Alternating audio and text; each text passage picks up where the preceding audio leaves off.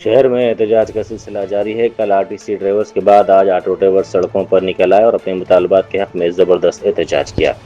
MJ market junction پر auto ڈرائیوروں نے دھرنا دیتے ہوئے میٹر میں اضافہ اور اضلاع میں رجسٹرڈ آٹوز کے حیدرآباد میں داخلے پر پابندی کا مطالبہ کیا۔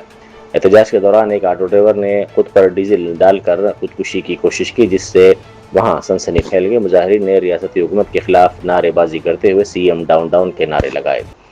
تقریباً 1 گھنٹے سے جاری اس دھرنے کے باعث علاقے میں ٹریفک نظام مکمل طور پر متاثر ہو گیا اور سڑکوں پر گاڑیوں کی طویل قطاریں دیکھی گئی، جس سے شہریوں کو شدید مشکلات کا سامنا کرنا پڑا۔